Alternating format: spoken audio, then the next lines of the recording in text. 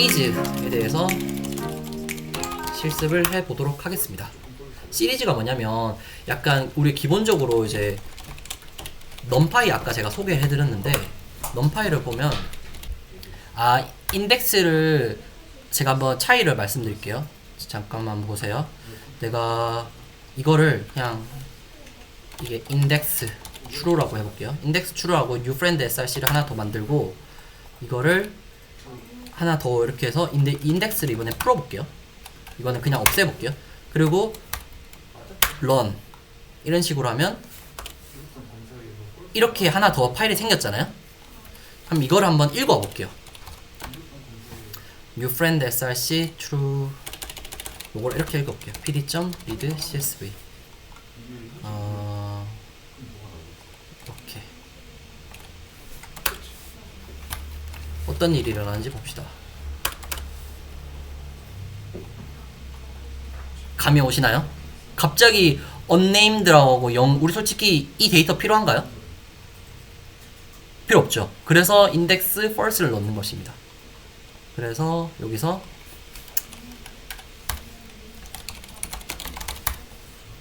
이제 왜 index first를 넣는지 아셨죠? 그쵸. 인덱스는 새롭게 만들지 않는다라는 뜻입니다. 인덱스 true라고 두면 인덱스를 새롭게 만드는 거고요. 사실은 얘가 인덱스가 이미 있잖아요. 이게 인덱스거든요. 우리 있는데 굳이 이거는 필요 없겠죠. 중복되는 거니까. 네. 그래서 인덱스를 first를 넣는 것입니다. 감사합니다. 질문 감사해요. 네. 네. 다시 말씀해 주시겠어요?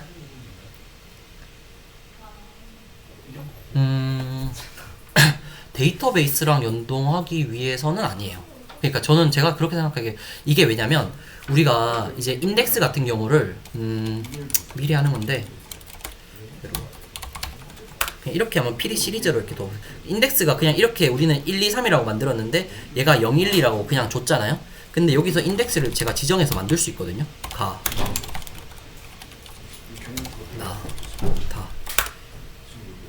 가나 다잖아요. 근데 사실은 내가 이렇게 지정을 했지만 근데 데이터를 저장할 때도 그냥 나 0, 1, 2, 3, 4로 하나 더 하고 싶어 라고 할 수도 있잖아요. 그러니까 숫자로도 인덱스 두고 싶고 사실은 우리가 인덱스를 두는 이유가 여러분 뭐라고 생각하세요? 인덱스를 두는 이유. 인덱스는 곧 조회거든요.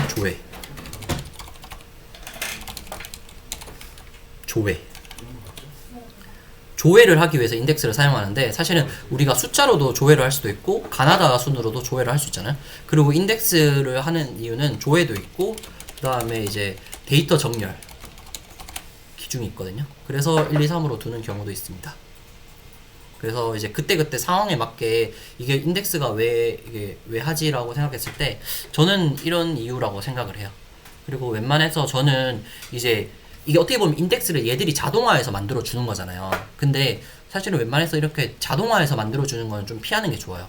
왜냐면 얘들이 어떻게 하는지를 당연히 똑똑한 사람들이 했겠지만 그러니까 내가 한 게 아니기 때문에 이거를 믿고 자동화를 시키면 조금 위험할 수 있습니다. 그래서 인덱스는 웬만하면 first로 뒀으면 좋겠습니다. 혹시 다른 질문 있으신가요? 질문 감사해요. 네, 일단은 제가 어디까지 했죠? 시리즈가 아까 이 시리즈가 차이가 뭐냐면 지금 제가 어떻게 보면 지금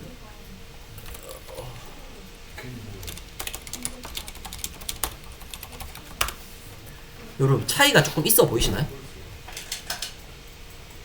얘는 뭔가 앞에 어레이라는 거를 했고 1, 2, 3 얘도 시리즈인데 그냥 약간 구조가 좀 다르죠. 1, 2, 3 근데 아까 말했다시피 결정적인 차이는 얘는 인덱스가 있습니다. 이 시리즈는 그냥 어레이는 넘파이에서 제공하는 어레이는 인덱스가 없습니다. 갑자기 계속 인덱스 하는데 인덱스가 있고 없고의 차이는 아까 말했다시피 조회를 할 수도 있고 데이터 정렬을 할 수도 있습니다.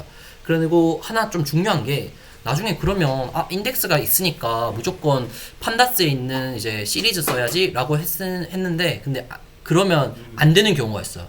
뭐냐면 둘 다 전부 다 수학 계산을 할 수 있거든. 수학 연산을 할 수 있는데 얘는 조금 메모리가 넘파이는 진짜 아까 말했잖아요. 뭔가 연산 행렬하기 정말 좋은 그런 라이브러리라고. 그러면 당연히 이제 연산하는 데 있어가지고 최적화가 됐겠죠. 근데 PD 시리즈 같은 경우는 이걸로 연산을 하면 좀 느려요. 조금 아니, 느리다는 게 얘보다 느리다는 거예요. 그래서 어떤 거를 연산할 때는 그 인덱스가 필요 없는 거는 굳이 시리즈를 사용할 필요가 없다는 거죠. 알겠죠?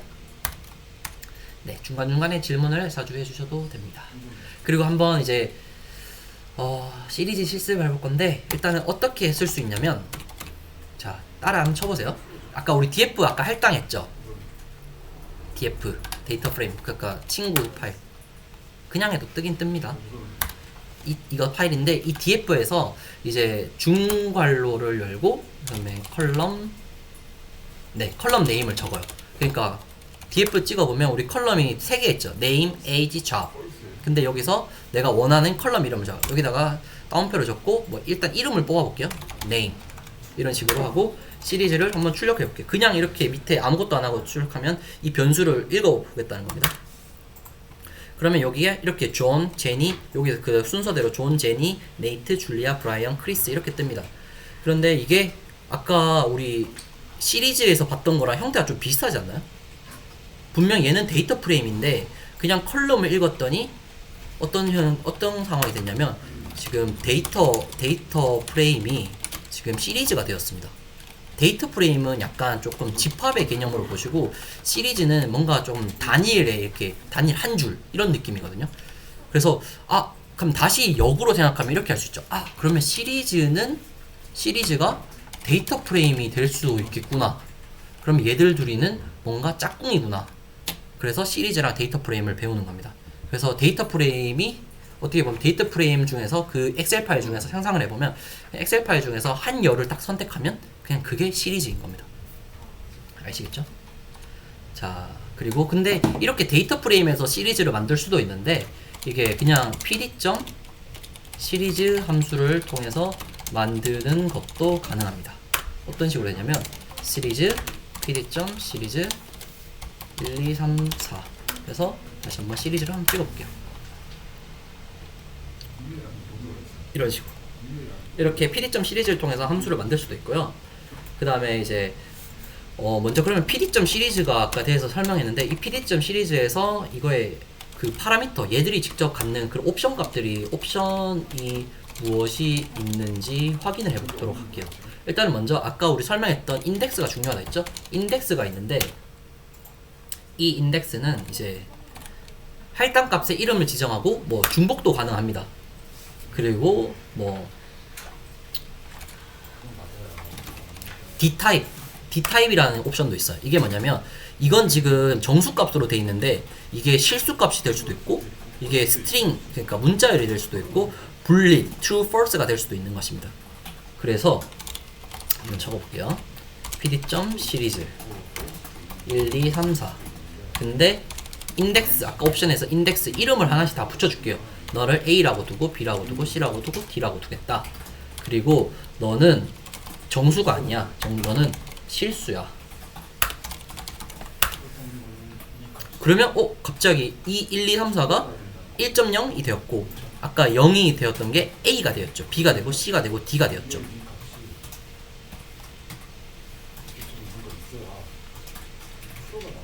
네, 이런 식으로 옵션 값을 줄 수가 있습니다. 그리고 우리가 중요한 게 아까 인덱스가 조회 기능을 한다고 했잖아요. 그런데 반대로 또 다른 기능으로 인덱스를 정렬을 할 수 있겠죠. 그럼 인덱스에 따라 가지고 자 일단은 한번 따라서 또 시리즈 10, 2, 5, 4를 두고 인덱스 마찬가지로 A, B, C, D 고 d타입은 마찬가지로 플롯을 둬볼게요. 자 이렇게 두고 아까 위에랑 뭐 이게 안에 데이터만 바뀌고 사실은 거의 똑같아요. 그런데 이거를 이렇게 찍어보면 사실은 10, 2, 5, 4 순서가 안 맞죠. 근데 이거 순서를 한번 맞춰볼게요. 어떻게 하냐면 시리즈 그대로 적어주고 변수 할당 그 점 sort values 정말 많이 씁니다. 이거 강조할게요. 정말 많이 써요. 자, ascending true. ascending이라는 게 영어 자체가 위로 오르고 있다는 거죠. 그러면 오름 차순이라는 말이죠. 그러면 다시 이게 2, 4, 5, 10. 근데 반대로 지금 인덱스는 좀 섞였죠. 근데 이게 이렇게 되고 이번에 그러면 시리즈가 이렇게 저장되어 있는, 근데 이렇다고 해서 다시 시리즈를 찍어 보잖아요. 그대로요. 왜냐면 방금 이거 정렬해 준 거 아닌가요? 라고 했는데 당연히 정렬해 준 거 맞습니다. 근데 정렬해 줬는데 이거를 변수 활동을 안 해줬기 때문에 이런 식으로 해야지 진짜 시리즈가 정렬이 바뀐 거예요. 아마 들어봤을 텐데, 자 근데 시리즈를 이제는 그냥 한번 변수를 이렇게 찍어 볼게요. 그러면 이거 어센딩 트루 안 넣어도 되는 거 아닌가요? 안 넣어도 됩니다. 디폴트가 어센딩 트루입니다. 그런데 그러면 내림차순은 안 되나요? 내림차순 되죠. 이런 식으로 first를 두면 됩니다. 그러면 15, 4, 2 이게 좀 나중에 이거 솔트 밸류 할 일이 생각보다 좀 많아요. 그러니까 어떤 것들을 좀 정렬해가지고 한 번에 좀, 예로 우리가 그래프를 이렇게 뭔가 수직 상승하는 그래프를 이렇게 뭔가 좀 나중에 시각화를 할 거잖아요. 시각화할 때 좀 많이 쓸 건데, 시각화해서 막 들쑥날쑥 하는 거예요. 근데 내가 하면 뭔가 좀 많은 순으로 이렇게 적은 순부터 막 좀 보고 싶다 하면 이런 식으로 보고 싶다라고 했을 때 이렇게 솔트 밸류를 한 다음에 그다음에 그 시각화를 바로 하는 겁니다. 그래서 이렇게 솔트 밸류즈 배워봤고요. 이런 식으로 하면 우리가 일단은 시리즈에 대해서는 완전 재밌게 해봤습니다. 자, 그러면 저는 네.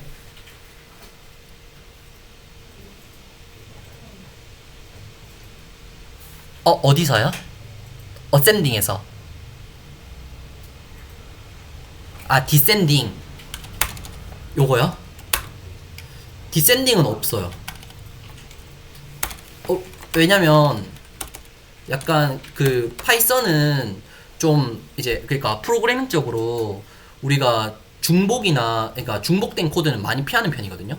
그러니까 왜냐면 어센딩 하나만 있으면 이게 오름 차순도 되고 내림 차순도 되는데, 굳이 이거를 프로그램적으로 이거 뭐 약간 예로 뭐 디센딩까지 줘버리면, 이렇게까지 해버리면 코드 중복이 돼버리잖아요. 이걸로도 구현이 다 되는데. 그래서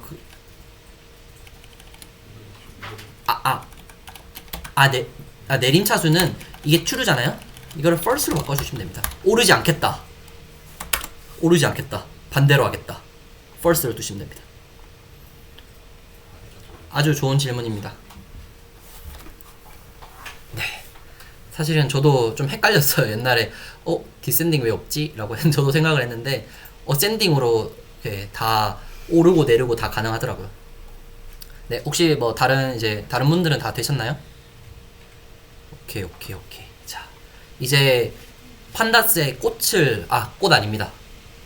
봉우리를 할게요. 봉우리. 아직 꽃 안 왔어요. 자, 판다스의 봉우리를 해보겠습니다. 데이터 프레임 정말 중요하죠. 아까 근데 우리 이미 데이터 프레임을 배웠어요. 뭐냐면 pd.read csv 해가지고 드드드드드 해가지고 이런 식으로 해서 받아온 그 알리아스 df가 사실 이게 데이터 프레임이에요. 근데 이제는 데이터 프레임을 실제로 한번 만들어보고 생성해보고 이렇게 해보는 걸 해볼게요. 왜냐면 이제 df 항상 이제 df라고 둬도 되는데, 나중에 실무나 이제 진짜 직접 할 때 막 df 막 갑자기 이렇게 하고 df1 df2 이런 식으로 들으면 이거 절대 안 돼요. xx. 이유가 뭐냐면 이렇게 표기하는 거를 여러분 그 헝가리안 표기법이라고 하거든요. 헝가리안 표기법이 뭐냐면, 우리 그 프로그래밍 했으니까 뭐 포구문 이런 거 배웠죠. 포구문 배웠죠. 포구문 이렇게 반복문.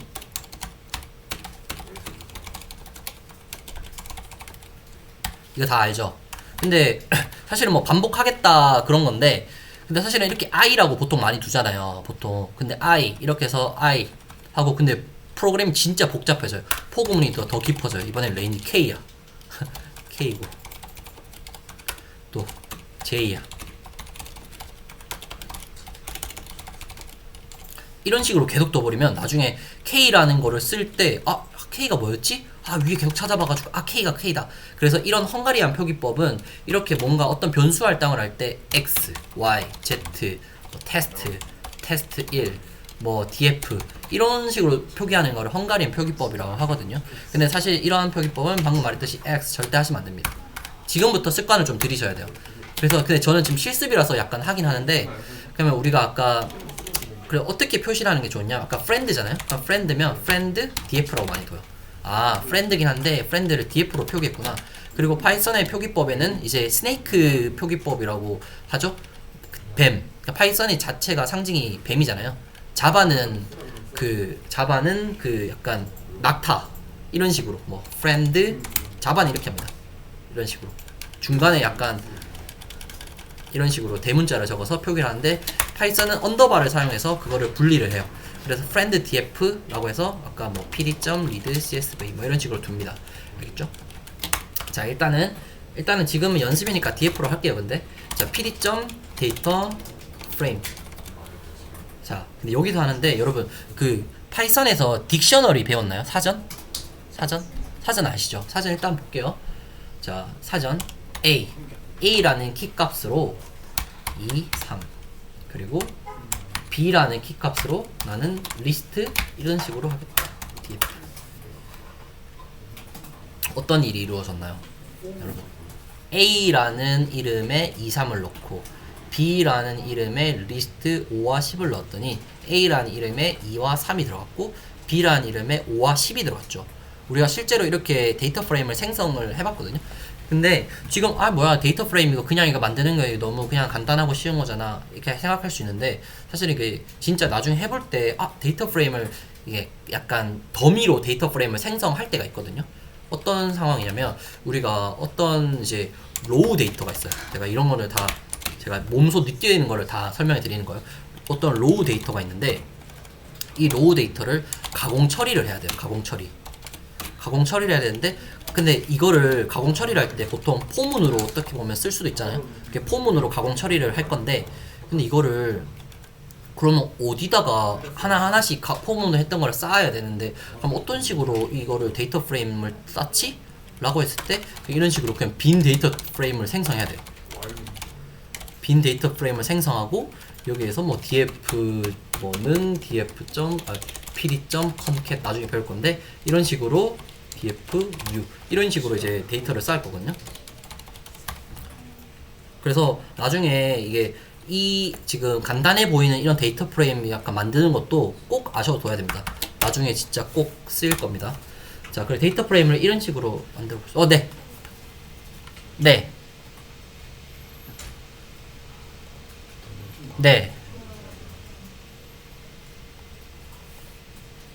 컬럼 순서 놓을 수가 여기서는 한번 해볼게요. 잠시만요. 넣어지네요. 이렇게 컬럼즈라고 둬가지고 이렇게 해야 돼. 맞추면 됩니다.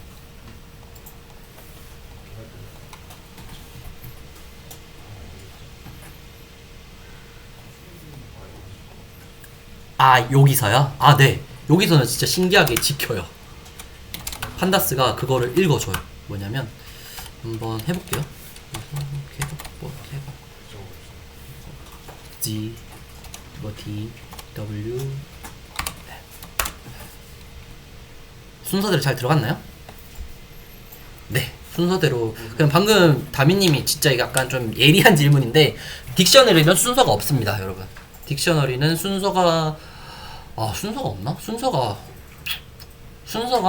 근데 순서가 없어요. 없는데 근데 나중에 딕셔너리를 이건 약간 좀 논외긴 한데, 예로 new dict라고 한번 만들어 볼게요. 보통 딕셔너리 이렇게 만들죠. 이것도 한번 그냥 들어두세요. 자, 딕셔너리도 많이 쓰게 돼요. Git4 이런 식으로 뒀죠. 근데 그럼 딕셔너리도 뭔가 포문으로 돌리고 싶잖아요. 근데 포문이 솔직히 이게 순서대로 탁탁탁탁 나오잖아요. 근데 신기하게도 아이템 밸류 하죠. 아이템 밸류 그냥 한번 보세요. 프린트 아이템.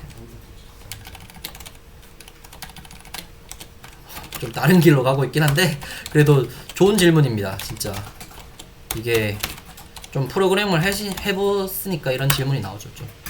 자, 어떻게 됩니까? A, B, G 순서대로 나오게 되죠. 여기서부터 순서대로 뚝뚝뚝뚝 이렇게 나오게 됩니다. 근데 말씀하신 것처럼 이 new 딕트를 그냥 뭐 1 이런 식으로 하면 에러가 빵 뜰 거예요. 그냥 키가 없기 때문에. 얘는 순서가 있는 그런, 요거는 리스트 이렇게 중괄호 열고 뭐 이렇게 하면 순서를 있으면 이런 식으로 여는 건데, 이건 순서가 없기 때문에 방금 말씀해 준 대로 안 돼요. 근데 뭐 포문으로 돌리면 그래도 여기서 적은 순서대로 나오기는 합니다.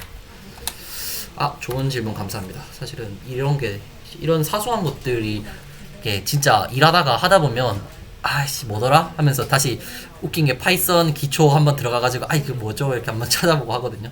좋은 질문입니다. 자, 하여튼 데이터 프레임을 이런 식으로 이제 딕셔너리 형태로 넣을 수도 있다는 점. 그럼 딕셔너리 형태로만 넣을 수 있나요? 라고 했을 때 아닙니다. df pd.data frame. 자, 중괄호 하나 열었죠. 이거 잘 보셔야 돼요. 중괄호 하나 열었죠. 중괄호를 하나 더 열어야 됩니다. 2, 5. 그리고 중괄호 밖을 벗어나요. 복잡해요, 약간. 3, 10. 또 바깥에 나가서 하나 더 만들어요. 10, 20. 그리고 다 됐죠? 이제 바로 다 나와서 columns A, B 이렇게 해서 한번 쳐볼게요. 어떤 일이 일어나는지. 갑자기 뭔가 좀 느낌이 이상하지 않나요? 아까 여기서는 리스트 2, 3 이라고 했을 때 뭔가 밑으로 쌓여야 될 것 같은데, 근데 갑자기 로우 방향으로 쌓였죠. 이게 약간 은근 데이터 프레임 생성할 때 좀 헷갈리거든요. 이게 좀 다른 걸로 한번 더 해볼게요. df pd.data. 이게 좀 중요해서 저 이렇게 조금 질질 좀 끄는 거예요. 이게 좀 중요해서 3, 10 20 좀 더 해보죠. 100 200 300 컬럼즈 아까 배운 거 다 해볼게요. A, B 하고 A, B 하고 C까지 해야겠죠. 인덱스. 근데 이렇게 되면 좀 가독성이 좀 떨어지니까, 그래서 밑으로 한번 엔터키를 칠게요. 엔터키를 쳐서 인덱스 가 나 다. 그리고 다 해볼 겁니다. D타입까지 해볼 겁니다. D타입. D타입은 플롯까지 이렇게.